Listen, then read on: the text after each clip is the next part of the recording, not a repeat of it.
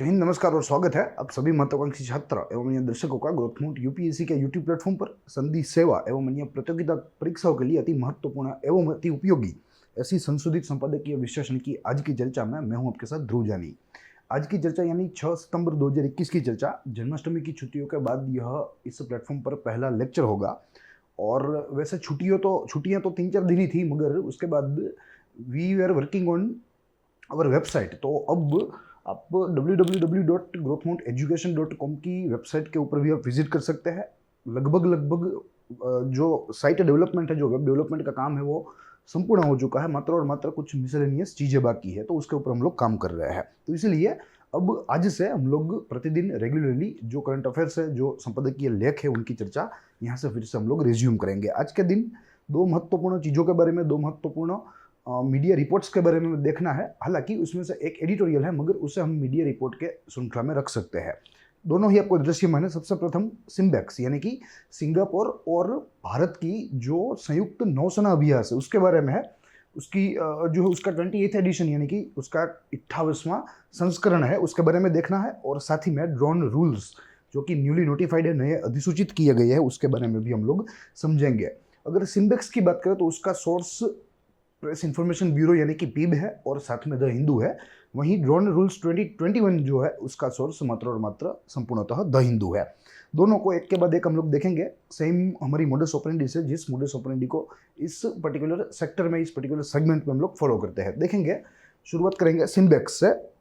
देखिए, बहुत ही महत्वपूर्ण यह जो नौसेना अभ्यास होता है वो जो है बहुत ही महत्वपूर्ण होता है, क्योंकि अपने आप में ये एक प्रकार से दोनों देशों के जो व्यवहार है उसको भी बूस्ट करेगा, उसको भी बढ़ावा देगा। साथ ही में दोनों देशों के बीच की जो नज़दीकियाँ है उसको भी बढ़ाएगा, वो भी अपने आप में एक अच्छा है, जिसे हम लोग क्लोज कोऑपरेशन कहते हैं।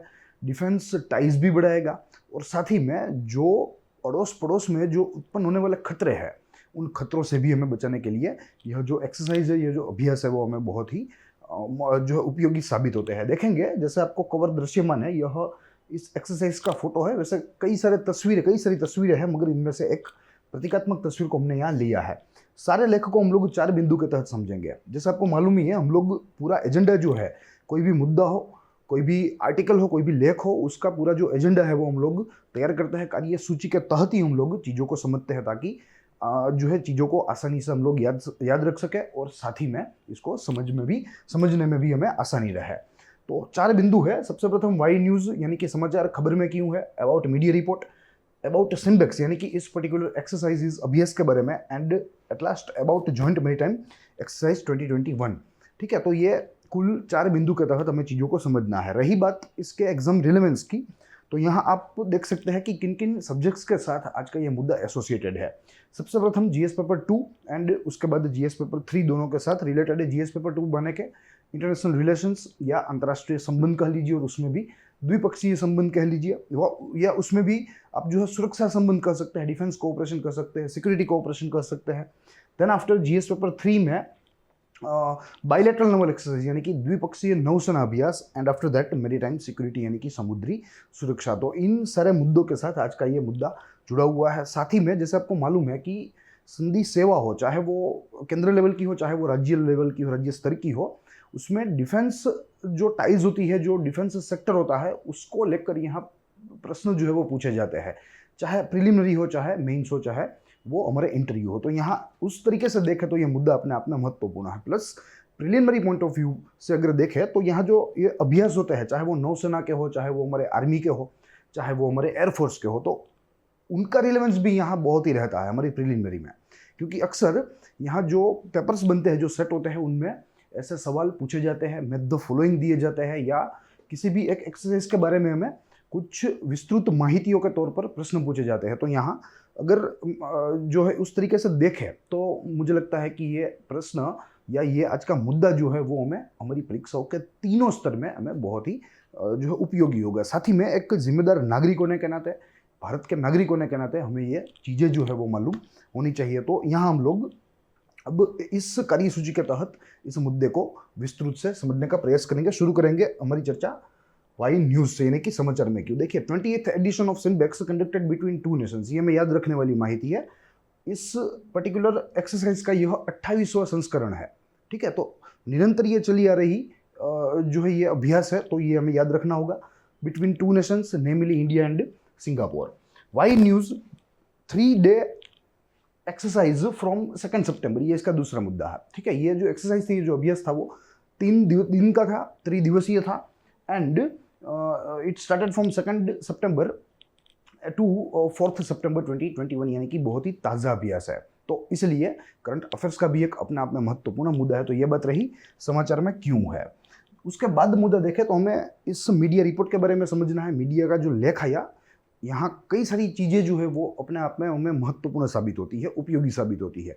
और जो है मैंने आपको कई बार बताया भी है कि न्यूज़पेपर्स और उनमें जो प्रदर्शित होने वाले आर्टिकल्स होते हैं, जो मीडिया रिपोर्ट्स होते हैं, वो बहुत ही ताकतवर होते हैं। परीक्षा संबंधी दृष्टि से अगर देखें तो काफ़ी सारी माहितियाँ हमें जो है वहाँ से मिलती है।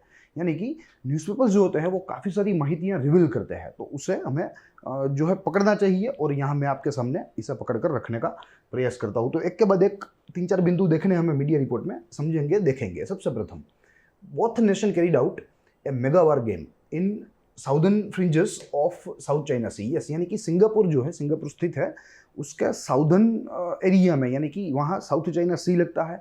और जैसे हमें मालूम है कि चाइना जो है वो अपने आप में एक प्रकार से एक्सपांशनिस्ट है, और वो अपने पड़ोसी देशों को बार बार जो है एक प्रकार से हैरेस करता है, एक प्रकार से उनको दबाता है, उनको सप्रेस करता है। ठीक है, तो यहाँ ये भी एक दृष्टिकोण है कि चाइना को जो है एक प्रकार से लगाम लगाने के लिए यहाँ ये एक्सरसाइज अपने आप में महत्वपूर्ण साबित हो सकती है। तो ये इसका स्थान है, कहाँ हुआ था, तो southern fringes of South China Sea में। This exercise will be strong reflection to growing congruence of Chinese interest in strategically key regions. Yes, this regions are strategically key regions. अगर आप विश्व का नक्शा देखें, अगर आप एशिया का नक्शा देखें, तो जो साउथ चाइना सी है और वहाँ जो बेसिक कंट्रीज़ है, वो अपने आप में बहुत ही इंपॉर्टेंट एरिया है। क्योंकि जो ईस्ट बाजू का जो पूरा जो ऑयल ट्रांसमिशन है, जो एनर्जी ट्रांसमिशन है, चाहे वो ट्रेड हो, चाहे वो जो है अन्य ट्रांसमिशन हो, वो सारा यहाँ साउथ चाइना सी होकर निकलता है। और चीन का डोमिनेंस इस समुद्र के ऊपर अपने आप में सारे जो देश है, जो ईशान कोणीय देश है, सारे उन देशों के लिए अपने आप में खतरा है। तो इस खतरे को कम करने के लिए, चीन को एक प्रकार से लगाम देने के लिए, ये अभ्यास जो है वो एक करारा जवाब साबित हो सकता है। तो ये भी एक अपने आप में इसकी महत्वता है। उसके बाद देखें तो देखिए, हमें रिप्रेजेंटेशन देखना है दोनों पक्षों से। एक बाजू इंडिया था, एक बाजू सिंगापुर था, तो दोनों अपनी जो वेपनरी है, अपने जो एसेट्स है, जो सिक्योरिटी एसेट्स है, वो लेकर आए हैं। तो देखेंगे ये लिस्ट अपने आप में प्रिलिमिनरी पॉइंट ऑफ व्यू से जो थोड़ी महत्वपूर्ण है, वरना वैसे इसका कोई रिलेवेंस नहीं है, मेंस में इसका कोई रिलेवेंस नहीं है, ना तो इसका रिलेवेंस है इंटरव्यू में। मगर प्रिलिमिनरी पॉइंट ऑफ व्यू से एक आध बार ऐसा प्रश्न पूछा जा सकता है। देखिए, यह इंडियन साइड रिप्रेजेंटेशन है। इतनी सारी चीज़ों के साथ भारत ने इस अभ्यास में जो है भाग लिया, और साथ ही में यहाँ सिंगापुर की जो है पूरी एसेट है, सिंगापुर के द्वारा इस अभ्यास में भाग लेने वाला। ठीक है, तो देखेंगे सबसे प्रथम P-81 long range maritime patrol aircraft, ये हमारा चीफ जो है एसेट था। फिर INS Ranvijay guided missile destroyer, उसको भी हमने इस अभ्यास में जो है भाग जो दिलवाया था। INS Kiltan which is actually anti submarine warfare, and INS Kora which is guided corvette. ठीक है, तो ये इंडियन रिप्रेजेंटेशन है, इंडियन साइड रिप्रेजेंटेशन। एंड ऐसे ही यहाँ सिंगापुर साइड रिप्रेजेंटेशन भी हमें देखने को मिलेगा। 4 F-16 fighter craft, RSS steadfast formidable class frigate, RSS vigour victory class missile जो है corvette, archer class submarine, Fokker 50 maritime patrol aircraft 1। So this is the list of Singapore representation. ठीक है, तो ये चीज़ें आपको एक बार याद रखनी पड़ेगी कुछ समय के लिए। फिर उसके बाद देखें, उसके बाद का मुद्दा, तो देखिए यहाँ हमारे नेवी के स्पोक पर्सन के द्वारा कई सारी रिमार्क्स आई, और स्वाभाविक है कि इन रिमार्क्स में उन्होंने 100% तारीफ ही की होगी इस पूरे अभ्यास की। ठीक है, तो ये उनके द्वारा आए बयान है। Sustaining the continuity of this significant engagement despite of the challenges of the ongoing pandemic further underscores the strength of bilateral defense ties, Indian spokesperson Commander Vivek Madhwal said. Despite this constraint, during the planning stages, both navies could achieve seamless and safe execution of several challenges evolution, including live weapon firing and advanced naval warfare serials, including anti-submarine, anti-air, anti-surface warfare drills, etc. He said. Commander Madhuval said the scale and complexity of a drill is a testimony to the interoperability achieved between both the navies. This year's edition of Simbex is also a special occasion as it takes place during the ongoing celebration of the 75th year of India's independence, he said. The success of Simbex 2021 is yet another demonstration of the mutual resolve of both sides to strengthen the bilateral partnership further in the years ahead, he added. ठीक है, तो अगर संक्षिप्त में मैं आपको बताऊं तो बहुत ही सराहना की है नेवी के स्पोक्स पर्सन ने, कमांडर विवेक मधवल ने।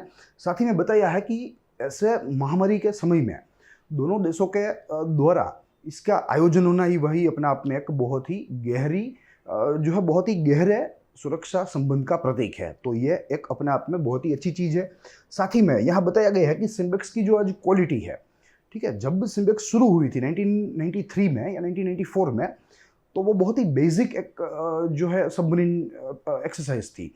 मगर आज अगर देखें तो इसकी कॉम्प्लेक्सिटी बहुत ही बढ़ गई है और अपने आप में इसका जो गुण है या उसकी जो क्वालिटी है वो भी बहुत ही बढ़ गई है। ये भी दोनों देशों के लिए अच्छा है।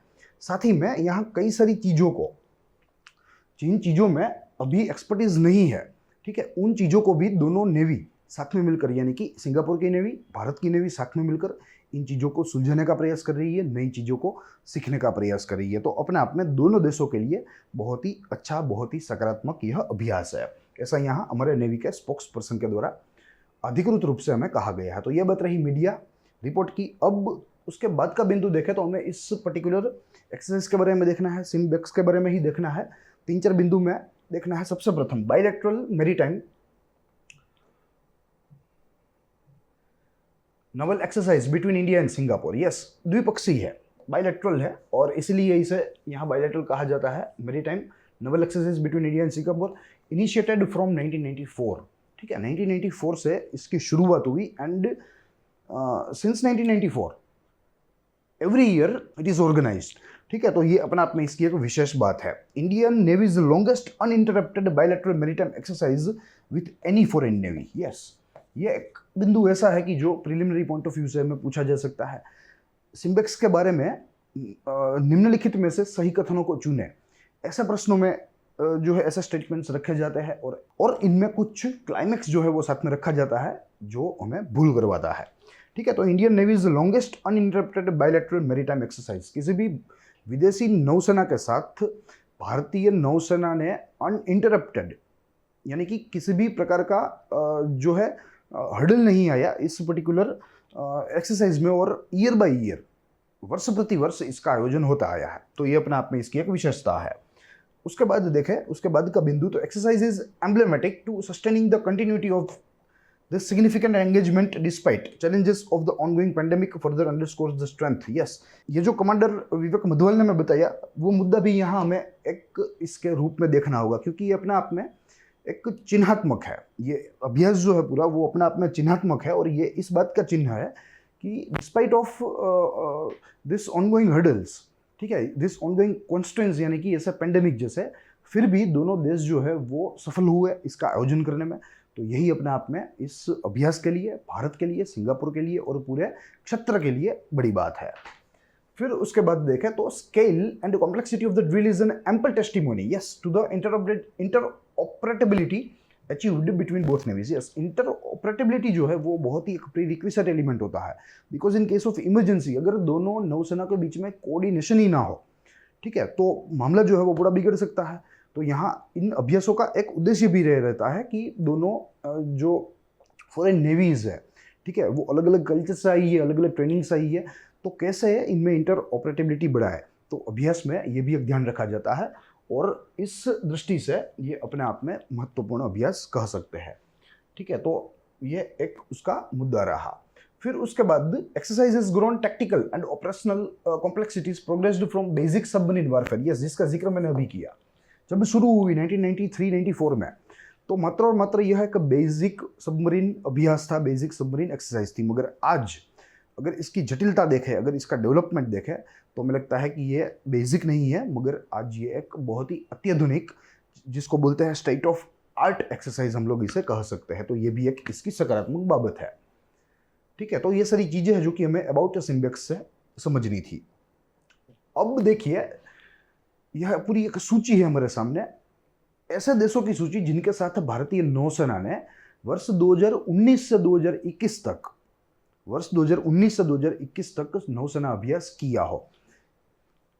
कुल 26 यहाँ हमारे पास सीरियल नंबर है, मगर अगर कोई देश की बात करें तो हो सकता है कि भारत ने एक देश के साथ एक से अधिक नौसेना अभ्यास किए हो, अलग अलग नाम से जानने वाले जो नौसेना अभ्यास किए हो, जिसको हम लोग यहाँ एक के बाद एक देखेंगे। देखिए, यह जो 26 यहाँ आपको दिख रहे हैं नंबर, ठीक है, ये प्रति एक्सरसाइज के बारे में हम लोग कुछ बात यहाँ रख सकते हैं, मगर वो प्रैक्टिकली पॉसिबल नहीं है। और जैसे जैसे अलग अलग एक्सरसाइजेज होती रहेंगी, ठीक है, ओवर द पीरियड, तो वैसे वैसे हम लोग उसको यहाँ कवर अप कर लेंगे। मगर आज एक सूची के तहत ही समझना है, तो मात्र और मात्र यहाँ से आइडिया लेना है। ये टेबल जो है वो इसे आपको मगअप नहीं करना है, आप इसे स्क्रीनशॉट लगाकर जो है बहुत ही आसानी से इसको आप पढ़ सकते हैं। इसको आपको रटना नहीं है, मगअप नहीं करना है, ये मात्र रेफरेंस के लिए है कि इतनी तरह की एक्सरसाइजेज जो है वो भारत की नौसेना करती है या भारत की नौसेना इसमें इंक्लूड होती है, तो उसके लिए ही ये यहाँ टेबल रखा गया है। I will go through it each of them. देखेंगे सबसे प्रथम ADMM countries, ADMM plus countries, और उसकी एक्सरसाइज को एडीएमएम ही एक्सरसाइज कहा जाता है। फिर उसके बाद ऑस्ट्रेलिया, ऑस्ट्रेलिया के साथ 3 एक्सरसाइज कर रहे हैं, namely AUSINDEX exercise, Kakadu exercise, black Carillon exercise. Bangladesh के साथ भी 3 exercise, namely Indo Bangladesh CORPAT यानी कि कोऑर्डिनेटेड पेट्रोल, ठीक है, India Bangladesh bilateral exercise and India Bangladesh special forces exercise. फिर उसके बाद ब्राजील एंड साउथ अफ्रीका, उसके साथ एक IBSA-MAR। फिर उसके बाद फ्रांस, फ्रांस के साथ वरुणा। इंडोनेशिया के साथ 4 एक्सरसाइजेज, नेमली इंडिया इंडोनेशिया कोऑर्डिनेटेड पेट्रोल। फिर एक होती है बायएन्युअल यानी कि जो है वर्ष में 2 बार। फिर coordinated petrol and India Indo bilateral exercise. फिर उसके बाद आयोन्स वर्किंग ग्रुप एक्सरसाइज। फिर जापान के साथ 2 exercise, JIMEX EOD-JZA multilateral exercise. फिर मलेशिया के साथ एक INRMN बायलैटरल एक्सरसाइज। फिर मालदीव्स के साथ एक्सरसाइज एक था। म्यांमार के साथ 2 IMCOR and India Myanmar bilateral exercise. फिर ऐसे ही ओमान है, कतार है, दोनों के साथ एक नसीम अल बहर एंड ज़ैर अल बहर रिस्पेक्टिवली। फिर उसके बाद Russia, Indira navy, Singapore SIMBEX, जिसके बारे में आज हम लोग बात कर रहे थे। तो ये आज की हमारी कवर स्टोरी है, ठीक है। Number 15 is today's cover story, और उसके रेफरेंस में ये सारी चीज़ों को हम लोग देख रहे हैं। फिर उसके बाद 16 में सिंगापुर एंड थाईलैंड के साथ, दोनों के साथ संयुक्त रूप से India Singapore Thailand multilateral exercise यानी कि बहुपक्षीय नहीं कि द्विपक्षीय। Then after Sri Lanka 2 exercise, SLINEX and India Sri Lanka SF exercise. फिर उसके बाद थाईलैंड के साथ है कि इंडो थाई कोऑर्डिनेटेड पेट्रोल। फिर UAE के साथ इंडिया UAE बायलैटरल एक्सरसाइज। फिर यूनाइटेड किंगडम के साथ कॉन्काउ। फिर उसके बाद USA के साथ spitting cobra, US and Japan के साथ मलाबार, US जापान ऑस्ट्रेलिया के साथ भी मलाबार। देखिए, US और जापान के साथ भारत जो है वो मलाबार एक्सरसाइज करता था, मगर फिर बाद में इसमें ऑस्ट्रेलिया की एंट्री हुई, तो यहाँ ऑस्ट्रेलिया को भी हमने समाहित कर लिया है। फिर उसके बाद Vietnam, Indo Vietnam bilateral exercise. Friendly foreign countries, जिसे मिलान भी कहते हैं, उसमें 2 प्रकार की है, एक कटलेस एक्सप्रेस एक्सरसाइज एंड एक है रिम्पैक। फिर वेस्टर्न पैसिफिक नवल सिंपोजियम यानी कि WPNS एक्सरसाइज, जो कि मल्टीलैटरल है और उसे संगम एक्सरसाइज के नाम से जाना जाता है, या संगम इंडो मल्टीलैटरल एक्सरसाइज के नाम से जाना जाता है। तो ये सारी सूची है, जैसे मैंने आपको बताया, इसे आपको रटना नहीं है, ठीक है, मात्र और मात्र ये रेफरेंस के लिए है। और प्रिलिमिनरी पॉइंट ऑफ व्यू से एक आध बार पूछा जा सकता है कि मैच द फॉलोइंग के रूप में, ठीक है, इनमें से आप सही जोड़े मिलाए, ठीक है। तो उस तरीके से अगर पूछा जा सकता है, अगर आप एक बार बहुत ही शांति से और कंसंट्रेशन से इसको रीड कर ले, तो मुझे लगता है कि आप इसका उत्तर दे पाएंगे। तो आप इसका स्क्रीनशॉट जो है वो भी यहाँ से ले सकते हैं, ठीक है। तो ये बात रही इस पर्टिकुलर मुद्दे की, सिम्बेक्स एक्सरसाइज की। अब आज का दूसरा मुद्दा है जो कि ड्रोन रूल्स के बारे में है, 2020-21, ठीक है। नए अधिसूचित रूल्स है और बहुत ही पोटेंट रूल्स है, और यहाँ इस रूल्स की अगर प्रावधान देखें, ठीक है, और इसको माइन्यूटली एनालिस करें, तो हमें मालूम पड़ेगा कि ये जो रूल्स है नए, इतने पोटेंट है कि पूरे क्षेत्र को, ये बूस्ट कर सकेंगे। एक्चुअली ग्लोबल लेवल पर इंडियन ड्रोन मार्केट को यहाँ रिफ्लेक्ट करने की क्षमता इस ड्रोन रूल्स में है, इस नए अधिसूचित ड्रोन रूल्स में है। तो इसको देखेंगे। जैसे आपको मालूम है कार्यसूची तैयार है, इसी कार्यसूची के तहत हमें चीज़ों को समझना है।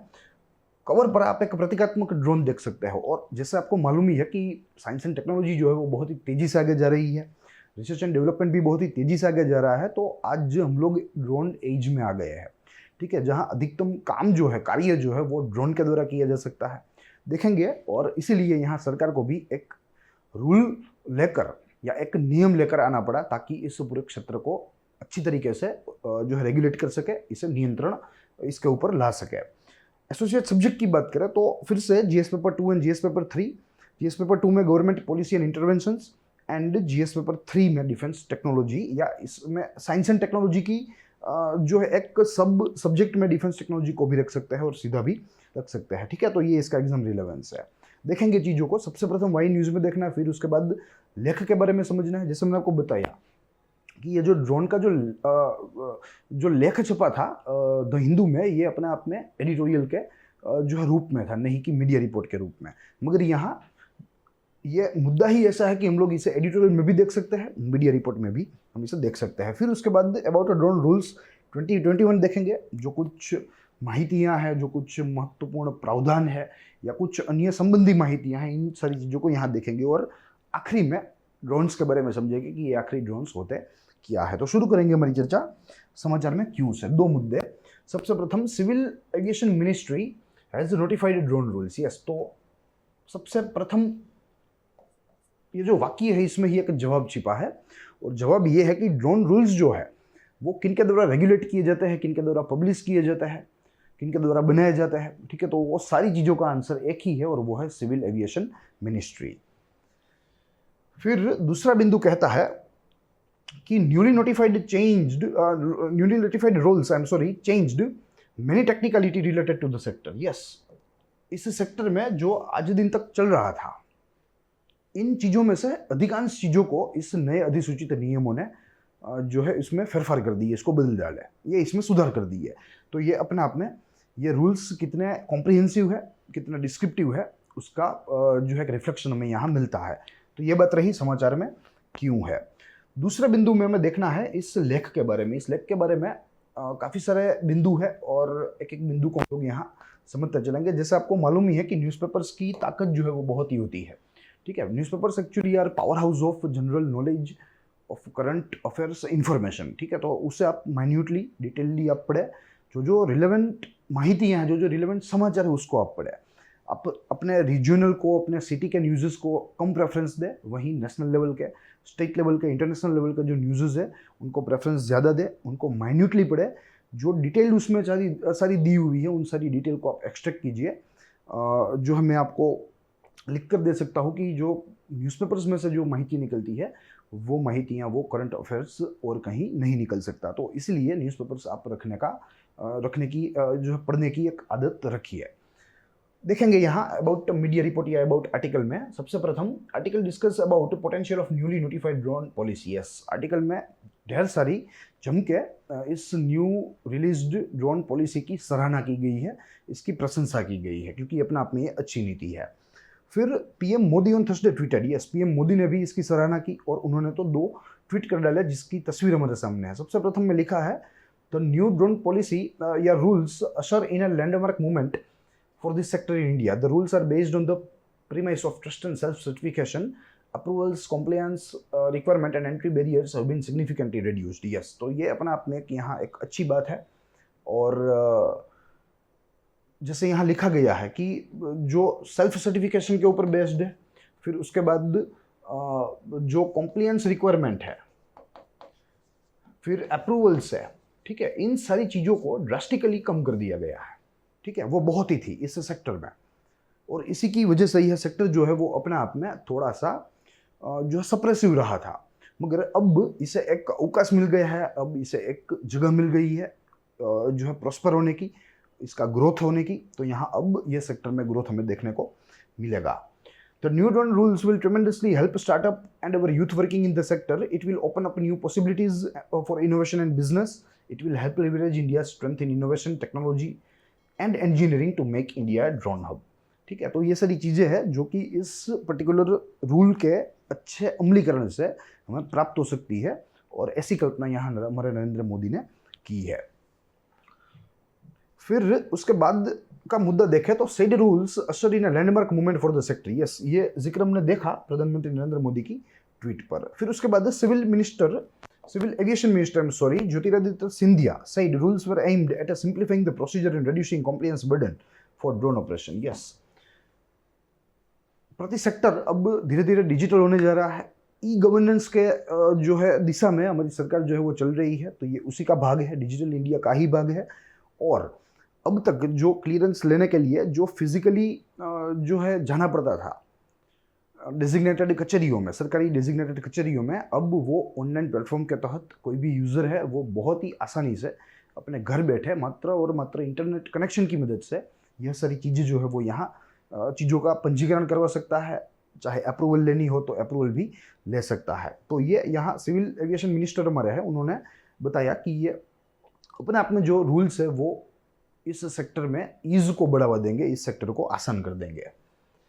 फिर IT sector body NASSCOM welcomed the move, stating that it would enable startups and SMEs to create, innovate, use cases and application in various sectors such as e-commerce, agriculture, mining, healthcare, emergency response and logistic as well। ठीक है, तो यहाँ हमारी जो IT है, IT sector पूरा, और उसकी जो एक चीफ बॉडी है NASSCOM, उसके द्वारा भी एक सकारात्मक टिप्पणी आई है इस रूल्स को लेकर, और कहा है कि ये रूल्स अपने आप में इस सेक्टर को बहुत ही फायदेमंद साबित होंगे। ठीक है, और ड्रोन टेक्नोलॉजी को काफ़ी सारे सेक्टर्स में हम लोग अप्लाई कर पाएंगे, जिसके उदाहरण यहाँ लिखे गए हैं। चाहे वो ई-कॉमर्स हो, चाहे वो एग्रीकल्चर हो, चाहे वो लॉजिस्टिक हो, चाहे कोई भी सेक्टर हो, इसमें हम लोग इसका उपयोग कर पाएंगे मगर इस रूल्स की मदद से।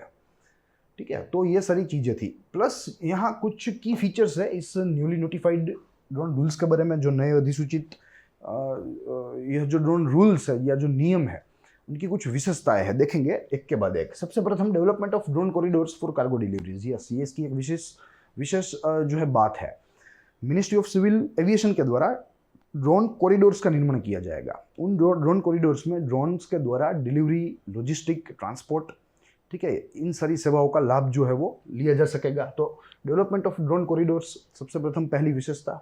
दूसरी, unmanned aircraft system promotion council. Yes, ठीक है, एक निगम या एक ऐसा बोर्ड बनाया जाएगा जो अपने आप में ड्रोन्स के उपयोग को बढ़ावा दे, ड्रोन्स के उपयोग को फ्रेंडली बनाए, ड्रोन्स के उपयोग को जो है एक प्रकार से बहुत ही कम जो है अप्रूवल वाला या कम कॉम्प्लायंस वाला जो है एक सेक्टर बनाए। तो वो भी एक अपने आप में यहाँ उसकी दूसरी विशेषता है। तीसरी विशेषता यह है कि weight allowed limit increased from 300 kg to 500 kg। Yes, for the use in logistic and transportation sector. जो आज दिन तक ये मात्र और मात्र 300 किलो तक की ही सीमा थी, बहुसीमा यानी कि मैक्सिमम, मगर अब इस रूल ने इस सीमा को बढ़ाकर 500 किलो तक कर दिया है।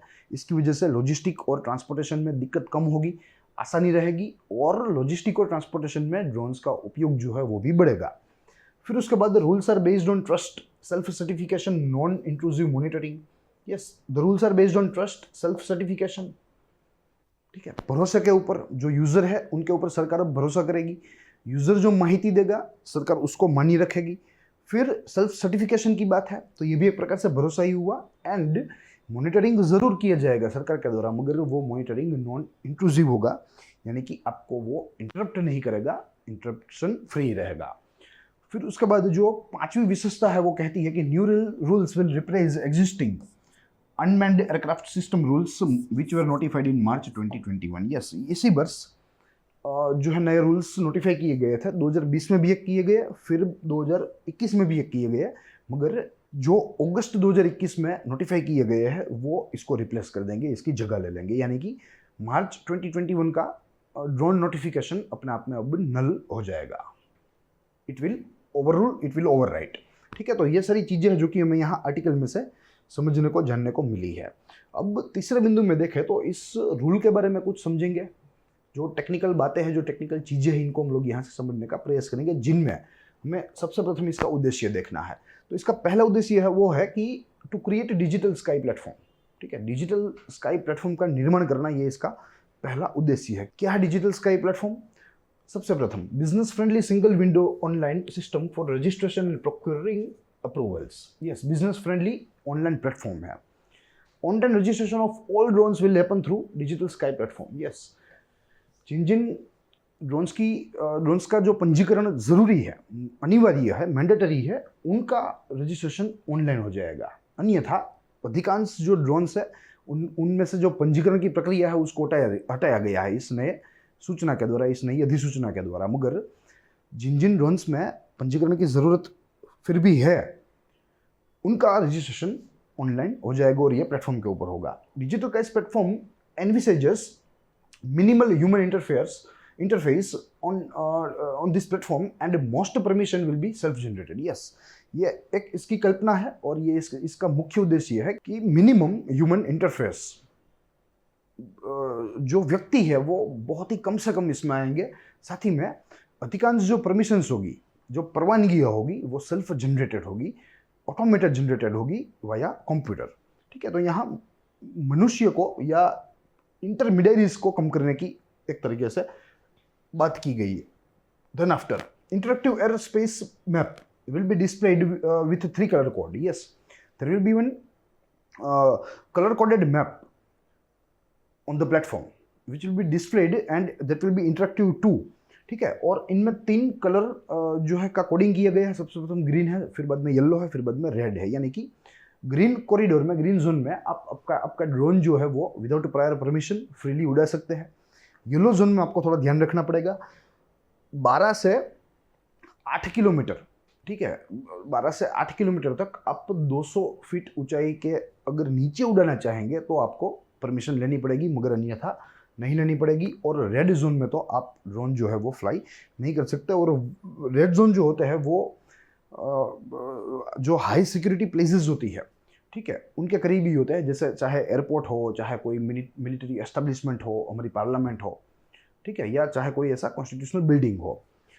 And it will provide a secure and scalable platform that supports drone technology. Yes, और ड्रोन टेक्नोलॉजी के लिए जो आज दिन तक हमारे भारत में प्लेटफॉर्म की कमी थी, ये उस कमी को परिपूर्ण करेगा और इस टेक्नोलॉजी के लिए एक अच्छा मंच जो है वो तैयार करेगा। ठीक है, तो ये डिजिटल स्काई प्लेटफॉर्म की बात रही। फिर उसके बाद देखें तो हमें कुछ महत्वपूर्ण प्रावधान देखने हैं इस पर्टिकुलर अधिसूचना या इस पर्टिकुलर नियम के बारे में। ठीक है, इनमें सबसे प्रथम है अप्रूवल लिबरलाइज्ड। ठीक है, जो परवानगी लेनी पड़ती थी, ठीक है, जो मंजूरी लेनी पड़ती थी, वो मंजूरी लेने का जो दौर है वो अब धीरे धीरे इस रूल्स ने खत्म कर दिया या खत्म कर देगा। देखिए कैसे, इतनी सारी चीजें हैं जहां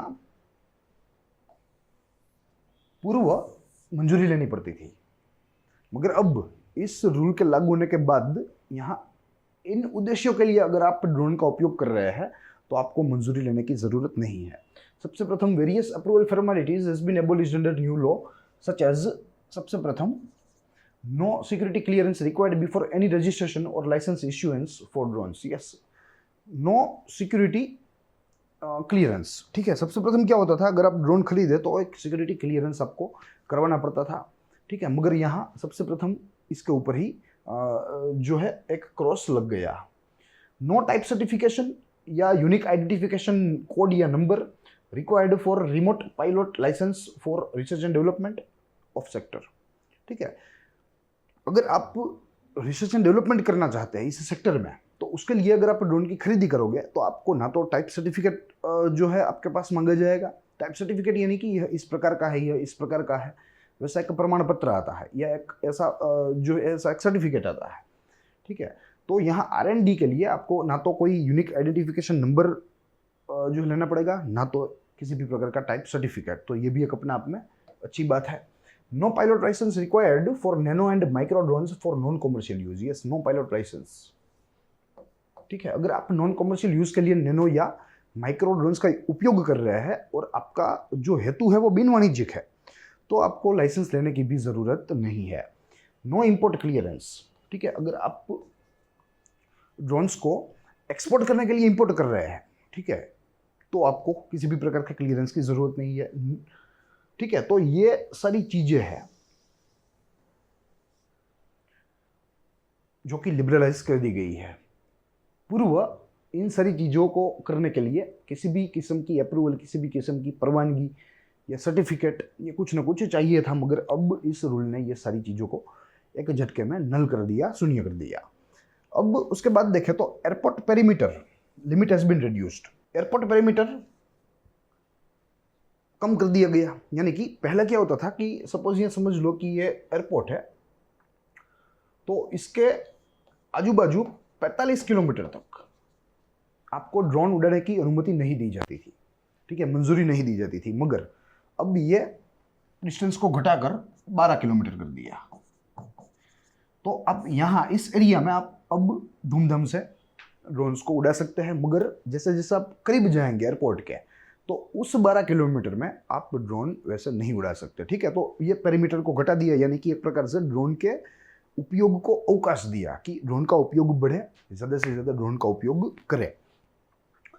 फिर उसके बाद no restrictions on drone operation by foreign owned companies registered in India. Yes,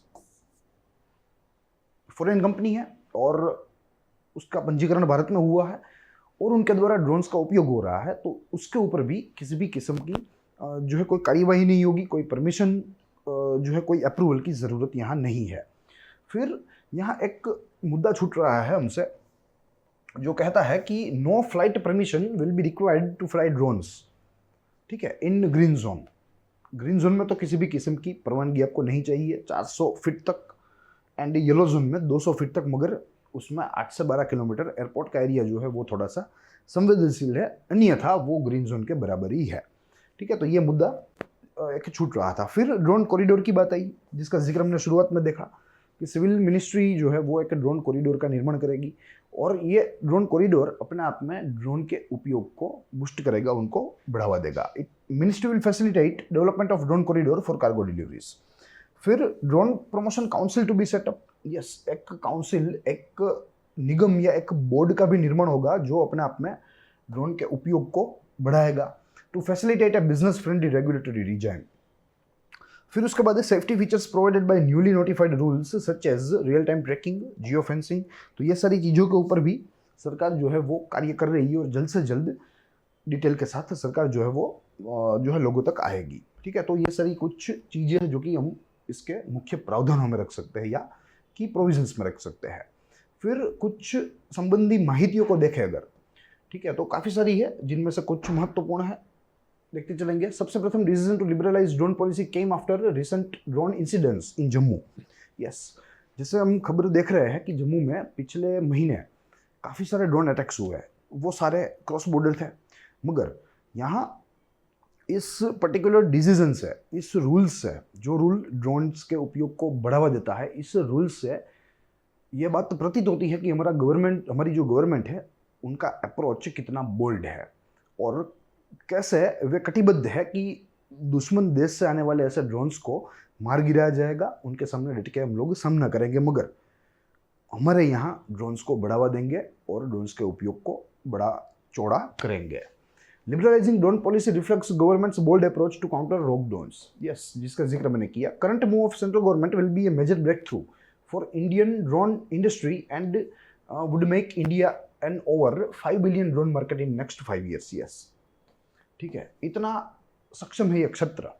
अगर इसका अच्छी तरीके से ध्यान रखा जाए, इस अधिसूचनाओं का अच्छी तरीके से अनुपालन किया जाए, तो आने वाले 3 वर्षों में भारत की जो ड्रोन मार्केट है, जो ड्रोन बाजार है, वो तकरीबन $3 बिलियन या $5 बिलियन का मार्क जो है वो क्रॉस कर सकती है, ठीक है। It is $5 billion.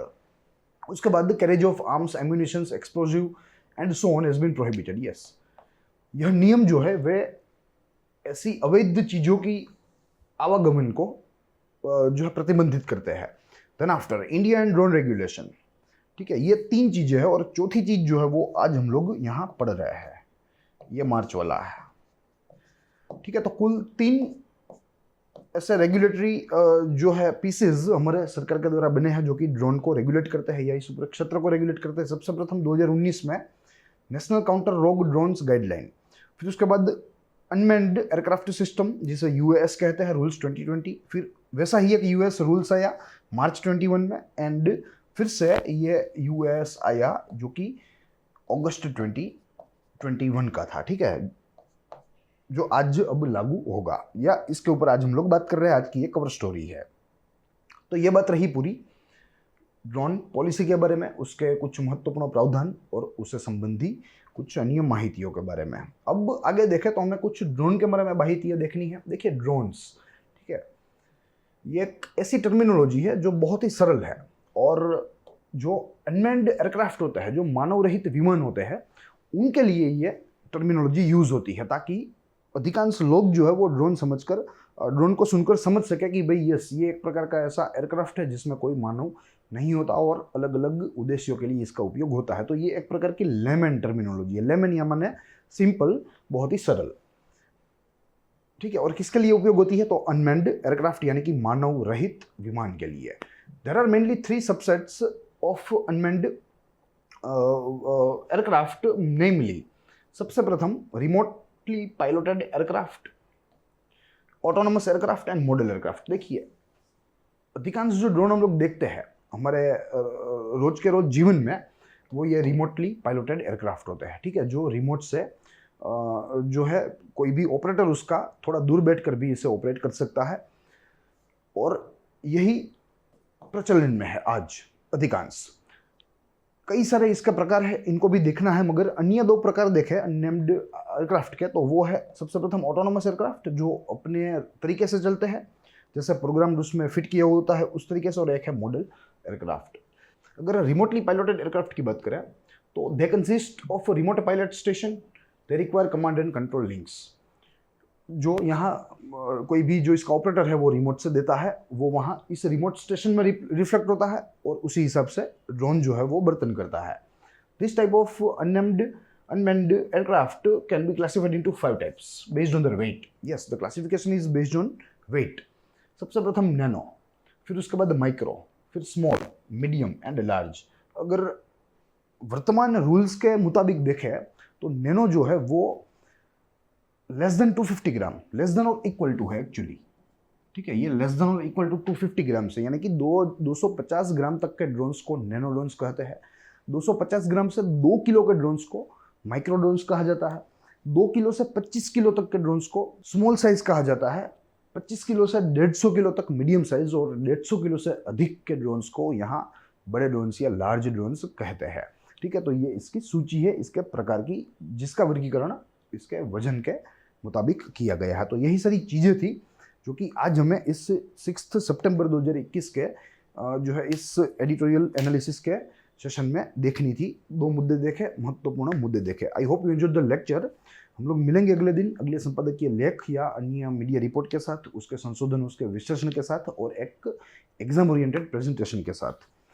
प्लस आप ग्रोथमोड यूपीएससी को ज़्यादा से ज़्यादा शेयर कीजिए, यूट्यूब प्लेटफॉर्म पर ज़्यादा से ज़्यादा इसको फॉलो कीजिए, सब्सक्राइब कीजिए यानी, और ज़्यादा से ज़्यादा जो है हमारे वीडियोस को देखिए, हमारे वीडियोस को लाइक कीजिए, प्लस शेयर कीजिए, ताकि मैक्सिमम अभ्यर्थियों तक, मैक्सिमम जो सीरियस अभ्यर्थी है, सीरियस महत्वाकांक्षी अभ्यर्थी है, उन तक यह रिसर्च कंटेंट पहुंचे, उनको परीक्षा में हम उपयोगी बने। साथ ही में आप growthmounteducation.com वेबसाइट भी विजिट कर सकते हैं। वहाँ रिसर्च जो कंटेंट है वो भी रखा गया है। साथ में माइंड मैप्स की PDF भी वहाँ से आप जो है डाउनलोड कर सकते हैं।